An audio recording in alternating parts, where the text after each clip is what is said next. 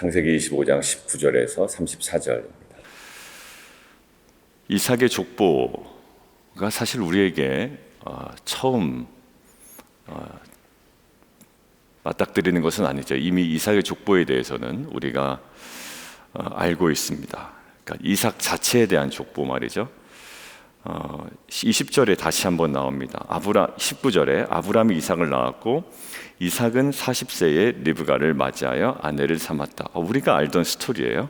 리브가는 바단 아람의 아람 족속 부두엘이 딸이다. 이것도 알고 있습니다. 어떤 경로로 어떤 과정을 거쳐서 만나게 되었는지 알고 있습니다. 라반의 누이였더라. 다시 한번 정리를 해줍니다. 근데 오늘 처음 우리에게 알려주는 그 정보가 있어요. 자, 21절인데 이랬구나 라는 것이요. 이삭이 그의 아내가 임신하지 못함으로 그를 위하여 여호와께 간구했다라고 되어 있죠. 이삭이 그의 아내가 임신하지 못했다. 그런데 리브가가 그들을 낳을 때에 몇 세였나? 몇 세라고 오늘 나와 있나요? 60세. 그러면 이삭이 리브가를 만날 때는 언제였나요? 40세였죠. 그러니까 지금 20년 동안을 아이가 없는 채로 살아왔다는 거죠. 결혼 이후에. 하나님께서 아브라함에게 약속하셨죠. 내가 내 몸에서 날 씨를 통해서 내가 언약을 맺겠다. 몇 세 때 언약을 하셨나요? 75세 때. 그리고 이삭을 낳은 지가 100세 때. 그 몇 년을 기다렸나요? 25년을 기다렸습니다. 근데 아브라함이 25년 기다리는 동안 스토리가 너무 많았죠. 너무 많았어요. 막 이스마엘을 낳고 또 웃고 하나님께서 다시 나타나셔서 말씀하셨는데 사자를 통하여 긴 스토리가 있었습니다. 그런데 오늘 이 이삭의 아내가 임신하지 못해서 기도를 했는데 20년 만에 사실 낳았단 말이에요. 그러니까 기도 시점이 결혼하자마자 임신이 안 되니 20년 동안 결혼했는지 아니면 살다가 애 없이 살다가 아니면 이때쯤이면 좀 애가 생겨야 되는데 하고 언제 기도했는지 몰라요. 근데 아무튼 낳지 못한 기간이 얼마였다? 20년이었다라는 거. 근데 너무 간단하게 표현하죠. 누구는 25년 동안 스토리가 너무 많았는데 누구는 20년 동안의 스토리가 굉장히 한 문장으로 끝나버린다고요. 오히려 그 다음의 이야기를 주목하죠. 저는 이것들을 볼 때 우리가 흔히 신앙인이라고 하면 항상 뭔가 하나님께 대하여 우리가 막 묻는다를 넘어서 따지는 정도까지 가고 뭔가 투덜대고 컴플레인하고 이런 과정이 반드시 있어야 된다라고 생각하는 강박관념 아닌 강박관념이 있는 것 같아요. 그러니까 묵직하게 순종하는 것보다 어떤 현실이 되면 우리 남편이 왜 이럽니까? 우리 자녀가 왜 이럽니까? 이런 것이 그냥 보편적으로 필요한 것으로 당연한 것으로 여겨지는데 사실 그렇지가 않다라는 생각이 들었습니다. 그러다 보면 약간 버릇 나빠지는 경우도 있거든요. 그러니까 쓸데없이 하나의 어떤 신앙적인 모습의 나의 삶을 거기다가 딱 대입시켜서 하더니 왜 이럽니까? 그랬더니 하나님께서 응답하셨어 라고 하는 거예요. 근데 먼저 그냥 순종할 수는 없는 것인가 라는 거예요. 근데 오늘 이상을 보니까 이런 내용이 싹 없더라고요. 하나님 왜 저에게는 주시지 않습니까? 그리고 거기에 대해서 이삭이 다른 것들을 막 시도했다든가 이런 거는 없어요. 아주 간단하고 심플하게 표현되죠. 임신하지 못함으로. 다시 한번 보실래요? 임신하지 못함으로 그를 위하여 여호와께 간구하며 여호와께서 그의 간구를 들으셨으므로. 근데 이것들을 보면 그냥 단순히 임신하지 못해서 기도했더니 하나님께서 응답하셨다라는 게 아니라 오늘 본문에서 몇 세에 낳는지를 정확하게 알려준단 말이에요. 그 기간이 얼마였다? 20년이었다라는 거예요. 노아도 사실 마찬가지입니다. 노아도요, 하나님께서 노아에게 말씀하실 때 지금 세상에 어떤 세상인데 이거를 내가 합니까? 사람들이 뭐라고 생각합니까? 이런 모습이 노아에게 보이지 않아요. 노아가 방주를 얼마 동안 제작했다고요? 예전 학자들은 120년이라고 하는데 사실 계산해 보면 120년이라기보다 뭐 70년, 80년이에요. 7, 80년 제가 실제적으로 말씀을 드렸잖아요. 우리 권사님 살아온 연수만큼을 방주를 제작하고 있었던 거예요. 권사님 태어나셨을 때부터 거의 지금까지 방주만 만들고 있는 겁니다. 근데 성경은 노아가 하나님 왜 이럽니까? 라고 이야기하지 않아요. 그냥 꾸준히 방주를 만듭니다. 사도 바울도 한번 볼까요? 사도 바울이 길이 막혀 있잖아요. 하나님께서 자꾸 막으십니다, 성령께서. 근데 사도 바울의 입에서 하나님 왜 막으십니까? 이런 말이 별로 들리질 않아요. 어떻죠? 하나님께서 뭔가 다시 보여주십니다. 마게도냐 환상을. 그러니까 저 길로 가서 하나님께서 우리가 복음을 전하려고 하는구나 라고 인정했다라는 거잖아요. 여러분들, 신앙은 그냥 어떠한 패턴에 또 우리가 생각하는 이루어지지 않는다고 해서 하나님께 막 따져 묻고 따져 물은 후에 하나님께서 응답하시고 이런 패턴만 있는 것은 아니라는 거예요. 오늘 이삭의 패턴을 보십시오. 20년을 너무 간단하게 살아왔던 거예요. 그에게 갈등이 없겠습니까? 있었겠죠. 리브가는 왜 자녀가 없는 것에 대한 갈증이 없었겠어요? 자, 그런데 오직 어디요?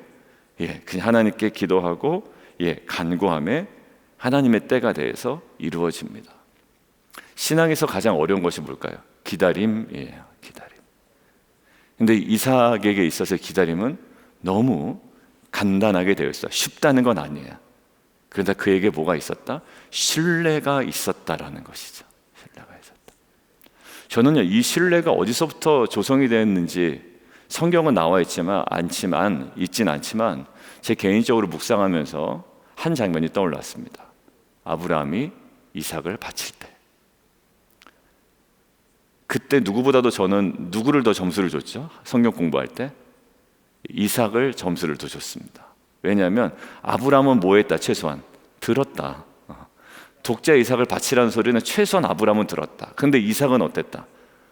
특별히 하나님께서 이삭에게 아버지가 너 이제 죽이려고 할 텐데 잠깐만 참아라, 이런 말씀 해주지 않았단 말이에요. 이삭은요, 당연히 아버지를 통한 하나님에 대한 신앙이 있었고요. 누구에 대한 딱 신뢰가 있었나요?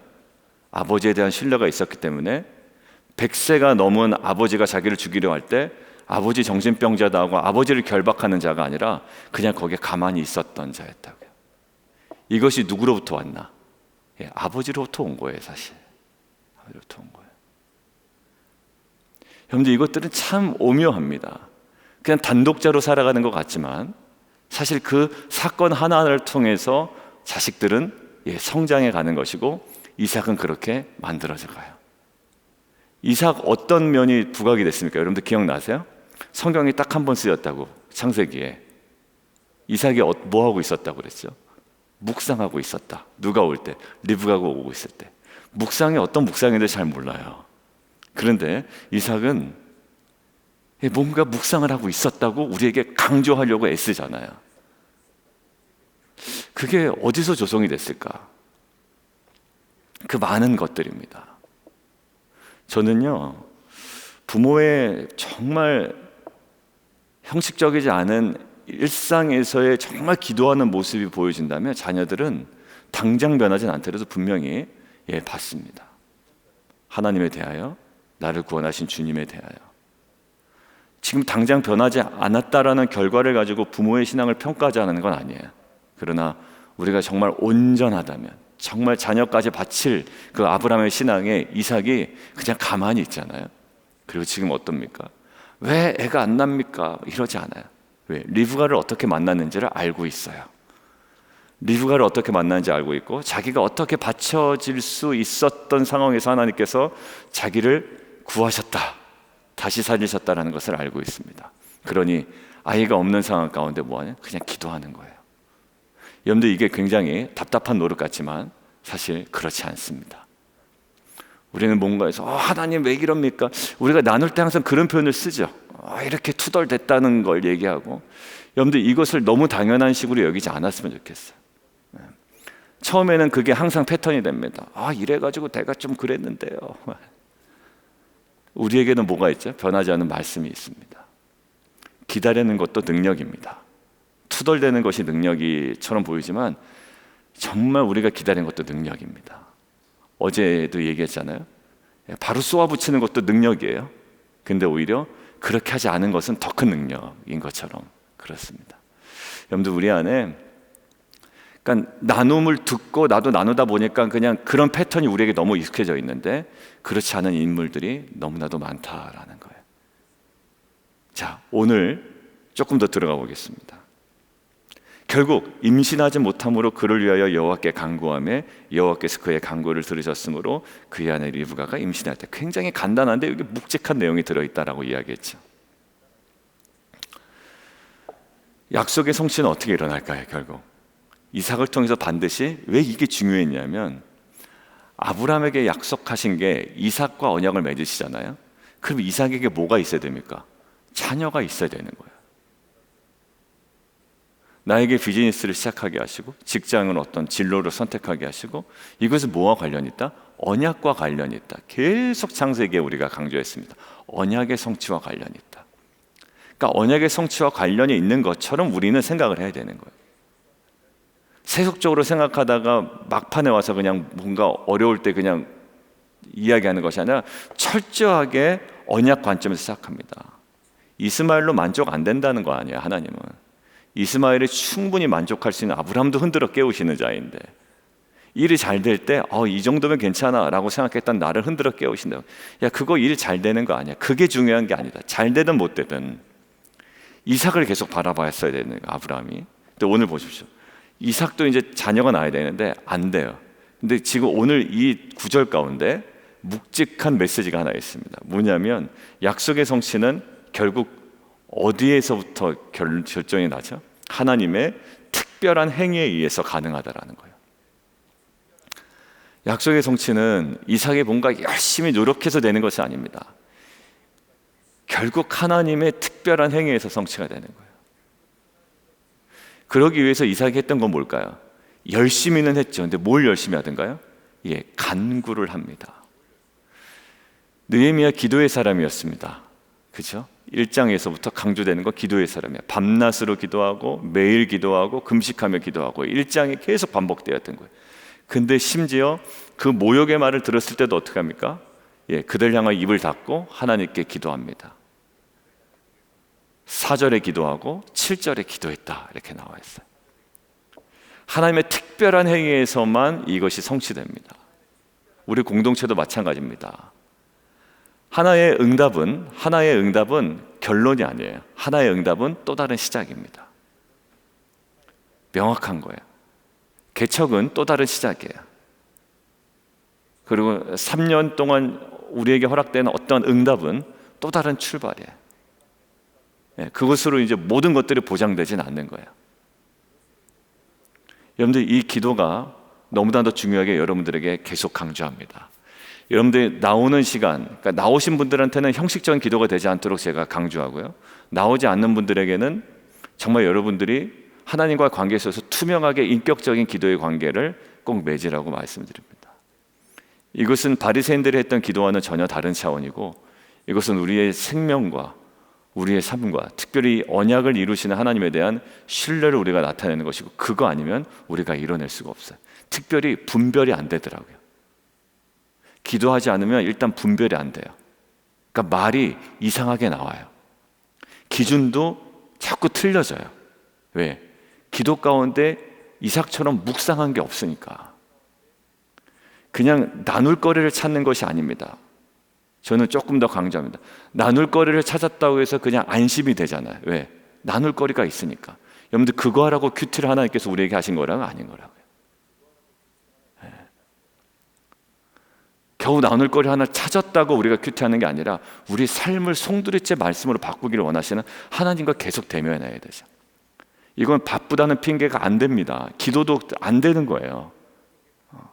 여러분들, 피곤해도 죽을 것 같아도 예배는 드리잖아요. 기도도 마찬가지예요. 뭐 죽을 것 같으면 예배 안 드릴 수 있지만, 여러분들, 이것은 우리의 언약을 성취해 가는데 매우 중요해요. 사랑하는 성도 여러분들, 오늘 뭐라고요? 약속의 성취는 하나님의 특별한 행위에서만 가능하다. 셀 해모가 얘기하더라고요. 예, 맞아요. 그걸로만 가능한 거예요. 예수님께서도 그걸 이루시기 위해서 뭐 하셨나요?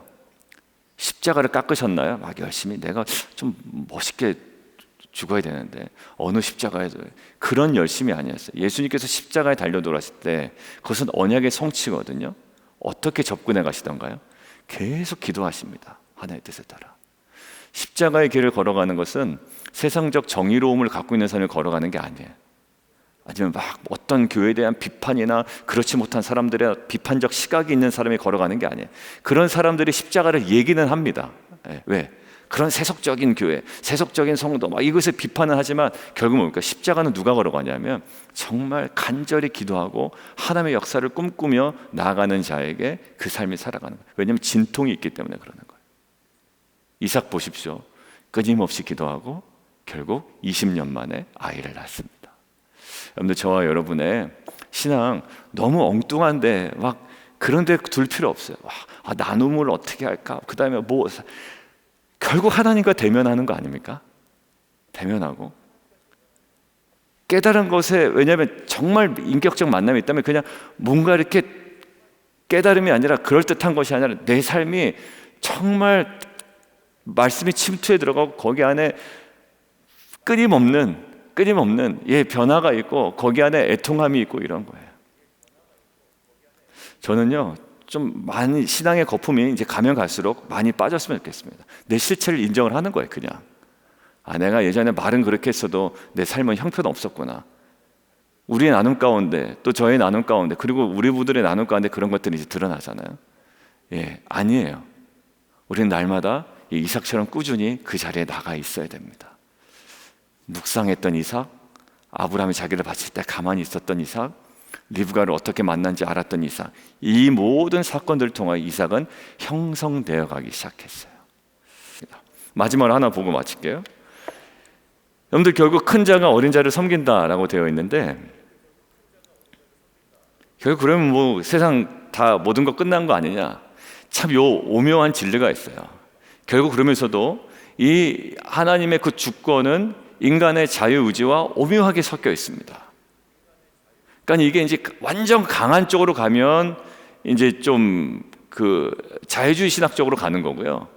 이게 완전 보수적인 신앙은 완전 인간은 자유의지가 없는 로봇처럼 가는 겁니다. 근데 그 양쪽도 온전치가 않아요. 왜냐하면 보수주의가 인간의 자유의지가 완전히 없다라고 한다면 이것은 하나의 결정적인 결여가 생기거든요. 왜? 그럴 의도를 아예 남겨두지 않았는데 우리가 힘을 다해 살아간다는 말이 말도 안 되는 겁니다. 우리의 감정이 오용될 가능성이 살아있어야 되는 거예요. 그리고 사실 살아있다라는 것을 많이 경험하잖아요. 하나님께서 의도하신 대로 간다면 그것은 사랑도 아니요, 우리의 무슨 힘을 다하는 노력도 사실 거기에는 들어가지가 않아요. 그렇다고 우리가 결정하는 대로 하나님께서 거기에 따라오시는 분이라면 이게 신학적으로 또 문제가 있거든요. 말할 수 없는 그 오묘한 지점을 우리는 인정을 해야만 됩니다. 자, 그런데 오늘 보십시오. 오늘 야곱과 에서의 큰 차이가 있죠. 어떤 겁니까? 자, 배경에서 설명해요. 27절. 에서는 어떤 사람이다? 익숙한 사냥꾼이다. 야곱은요, 조용한 사람. 아주 명확하게 관찰이 되죠. 오늘 본문은 에서는 익숙한 사냥꾼, 야곱은 조용한 사람. 여러분들, 이것들을 볼 때 누가 더 큰 자가 되고 누가 더 컨트롤하기가 쉽겠습니까? 에서가 야곱을 컨트롤하기가 쉽습니다. 왜? 익숙한 사냥꾼이기 때문에 조용한 사람을 다스리는 게 훨씬 낫죠. 나이도 많고 형이기도 하고 먼저 나왔고. 자, 그런데 전혀 달라요. 교회 공동체에서도 누가 더 영향력이 있을까요? 이 정도면 그냥 은둔형, 사람들과의 관계도 안 맺고 그냥 혼자 있는 게 편한 거야. 사람들 관계 맺으려면 힘들어. 근데 이 익숙한 사냥꾼, 굉장히 외향적인 이 사람은 어떻게 해요? 굉장히 사람 안에 활발하게 교제하고 익숙할 거라고요. 누가 더 사역에 적합할까라고 생각한다면 누구를 더 에서 같은 스타일을 사역자로 세우겠죠. 에서 같은 사람을 팀장으로 세우겠죠. 근데 하나님이 주목하신 것은 이 사람이 얼마나 익숙한 사냥꾼이냐 조용한 사람이냐라는 외적인 모습이 아니라 지금 보이지 않는 모습을 성경은 우리에게 얘기하고 있어요. 여기 뭐라고 얘기합니까? 맨 마지막 절 34절. 익숙한 사냥꾼이지만 에서는 뭐였다? 장자의 명분을 가볍게 여겼던 자다라는 거예요. 근데 야곱은 장자의 명분을 끊임없이 추구했던 자였거든요. 여러분들 이거 자체는요 전혀 나쁘지가 않은 거예요. 그런데 이 장자의 명분을 얻기 위하여 속이는 것은 옳지 못하죠. 그렇기 때문에 어떤 수단과 방법을 가리지 않았어라도 우리는 장자 명분을 야곱처럼 취해야 된다라고 이야기한다면 이것도 오류가 있는 겁니다. 근데 그 전까지의 상황을 우리가 오늘 본문을 통해서 알 수가 있는 거예요. 익숙한 사냥꾼이지만 명분을 가볍게 여겼고요. 조용한 사람이었습니다. 지금으로 따지면 은둔형 인간이에요.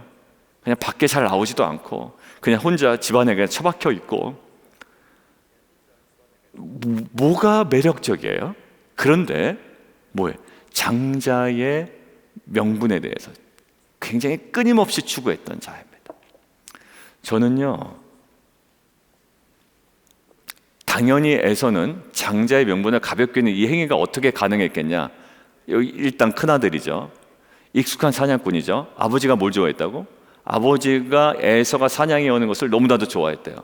아버지의 신임도 얻었죠. 그러니까 에서가요 이것은 게임 체인지가 될 수 없는 거라고 생각을 했던 거예요. 이건 바뀔 수 없다. 왜? 사람들이 다 나를 좋아하지, 아버지도 내 음식을 좋아하지, 그리고 나는 또 장자지. 그런 반면에 동생이 나랑 라이벌이라 되나? 안 되죠. 동생은 항상 은둔형 인간으로 집안에만 조용히 있는 사람, 전혀 체인지가 될 수 없다고 생각하는 거예요. 마치 토끼와 같은. 근데 이 거북이와 같은 이 야곱, 그러나 굉장히 교활했지만 어떻게? 끊임없이 무엇인가를 추구합니다.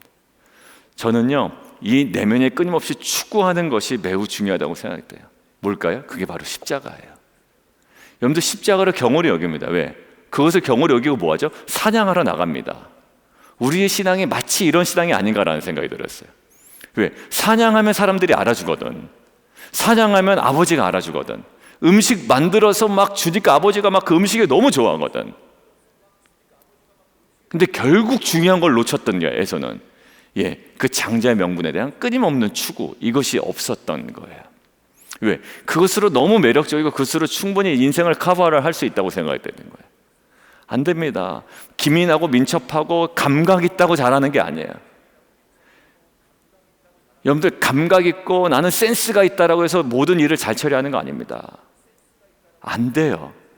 결국 하나님 나라에 대한 추구가 있어야 거기에 정말 하나님 나라가 임하는 거예요. 사역자들 중에서도 그렇습니다. 저도 예전에 그렇게 생각했어요. 나는 좀 감각이 있어. 난 센스가 있어. 나는 이렇게 막 이렇게 뒤처지지 않은 어떤 무언가가 있어. 여러분들 사역을 감각으로 하는 게 아니더라고요. 나는 좀 이런 세련됨이 있지. 아니요. 오히려 그것 때문에 망하고요. 그것 때문에 오히려 넘어집니다. 걸림돌이 돼요. 그런데 끊임없는 추구가 있어야 돼요. 직장에서도요 자기의 재능을 믿고 아주 그냥 대바라지게 행동하는 그 후배 간사들을 봤어요. 예전에 보면. 비즈니스 할 때도 마찬가지 아닙니까? 나는 비즈니스에 대한 뭔가 탁월한 감각이 있어. 여러분들 그걸로 하는 게 아니에요. 뭘까요? 그게 언약이라면서요. 그러면 하나님 나라에 대한 끊임없는 추구가 있어야죠. 하나님 나라를 어떻게 구현해낼 것인가. 이것이 비단 교회 사역뿐만 아니에요. 비즈니스든 직장이든요 무엇이든 간에 거기에 하나님 나라에는 끊임없는 추구가 우리로 하여금 겸손하게 하고, 우리로 하여금 기도하게 하고, 우리로 하여금 그것들을 정직하게 행하게 하고, 그것들을 온전하게 하는 것이지, 그냥 사냥해와가지고 뭔가 사람들이 매력적인 것으로 우리를 그것들을 덮는 것으로 이제는 그렇게 못 살아요. 이제 우리가 뭘까요? 끊임없는 추구, 하나님 나라에 대한, 십자가에 대한 경홀히 여깁니다. 왜? 사냥해오는 것으로 충분히 가능하고 내 센스와 내 감각, 왜? 이걸로 충분히 사역할 수 있다고 생각되는 거야. 예쁘게 배너 만들고 그 다음에 뭐 이렇게 그 사이트에 이렇게 잘 띄우고 뭐 이렇게 좀 뭔가 잘 보여지고 감각적으로 옷도 입어서 이렇게 뭔가 영상에 좀 뭐가 있고, 여러분들 그게 지금 교회 본질하고는 상관이 없잖아요. 물론 활용을 해야 되지만 뭐가 내면에 깔려 있어야 될까요? 복음에 대한, 십자가에 대한, 하나님 나라에 대한 끊임없는 추구. 이것이 없는 모든 것들은 뭘까요? 아무것도 아닌 거예요. 사냥해온 그 뭐예요? 아무것도 되지가 않은 겁니다. 오히려 장자의 명분을 후딱 팔아버리는 이 에서의 모습, 이것이 우리의 속은 비어있고 요란한 소리만 내는 그 빈수레와 같은 우리의 신앙의 껍데기의 모습이 아니기를 원하고요. 끊임없이 추구했던, 물론 속이는 것은 잘못된 거였어요. 그렇지만 끊임없이 장자에 대해서 추구했던, 그리고 하나님 나라에 대해 십자가에서 이 추구하는 우리의 신앙이 회복되기를 원합니다. 우리 함께 좀 기도할까요?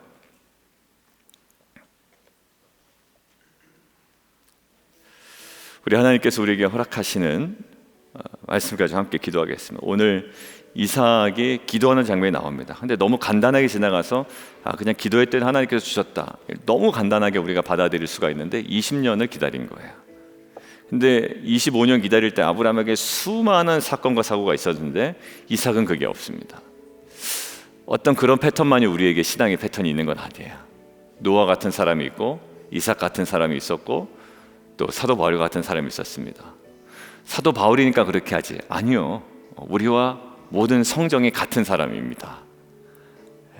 그리고 하나님께서 그 사람들을 더 이뻐하셨다, 이건 아니지만 우리에게도 충분히 그럴 영광스러움이 우리 가운데 있는 거예요.